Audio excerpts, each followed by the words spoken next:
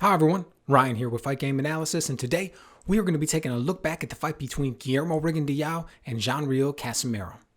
But before we jump into that, if you've been enjoying the content, please go ahead and click on the like button and also subscribe to the channel. Really appreciate your support.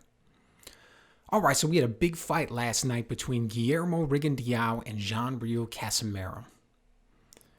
Man, that has got to be one of the most boring fights that I have ever seen in my life. That was absolutely horrible. Got no one to blame for that one other than Rigondeaux. You know, he came out, he said that he was going to move around. He came out, he said that he was going to be the old Rigondeaux. But I don't think there is anybody out there, myself included, who thought that it was going to look like that. I mean, the man looked like a track star out there, not a boxer. He only landed 44 punches throughout the entire fight. That was something else. We've known for a long time that as fighters get older, they start to become a little gun shy, don't pull the trigger quite as much, keep their hands in their pockets a little bit more. But that's out of control. But what can you expect? I mean, I guess he's over 40 years old now, and it's always been his style to be really picky and choosy about the punches he throws. But man, that is never going to be enough. You know, and it's interesting because going into this fight, you can look back and you can see the video that I made. I've always been a huge Rigondeaux fan. And for the reasons that I always liked him, I mean, I still like him for those reasons, in the sense that those fights happened.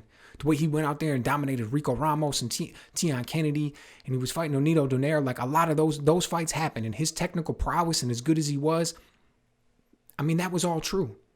And even last night when he fought, even last night when we saw him fight Casimero, he looked great in some just 2 and 3 second burst little spots here and there. The way that he was able to use the movement and able to slide out of the way of shots and land counter punches, the way he was able to get out of the way to the point of making Casimero miss like in a comically huge fashion.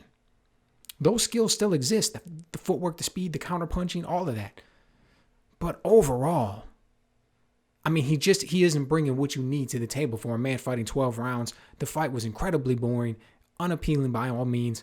I'm incredibly happy that Casimero won the fight, even though it was close on a lot of scorecards. I understand it being a draw, but my point is I wanted Casimero to win. I didn't want Guillermo Rigondeaux to win the fight, fighting that style. Didn't want it to be a draw. You can't reward it. You can't reward it. I mean, it was that unappealing. He was not engaging to the point of it being he should not have been rewarded with the victory. All I can think for the life of me is the reason that he was disengaging, avoiding conflict so much, turning, running, getting on his bike, just moving all over the ring, was because early in that fight, in the first round, Casimero caught him.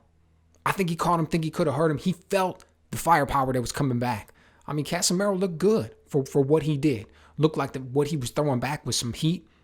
He stayed balanced when he needed to, stayed as patient as he could. I know it was super frustrating to go out there and fight that type of fight, have to engage on that level on the national stage on Showtime. But, you know, he did what he had to do. He stayed composed. He came out with the victory. Good for him. Can't wait to see what's next. Really want to see him in there against Donaire. Really want to see him in there against Donaire and see what he's able to bring to the table against him. A guy who's going to be able to willing to engage with him much more, who's going to bring a lot more to that firefight so that we can see it. I mean, Rigondeaux's got it. He chooses not to use it. He chooses not to fight that way. I can't imagine for the life of me who's going to sign on the dotted line to fight him next. I mean, you know you're going to come out there. It's going to look horrible. He's not going to engage. You're not going to have a good-looking fight. You may not come out with the victory. The money's not there because the fans aren't going to be involved in it. He's put himself in a horrible position. Interested to see what he comes out with next, but I'm excited to see what's next for Casimero. Excited to see what he brings to the table. Hopefully they can make that fight with Donaire happen.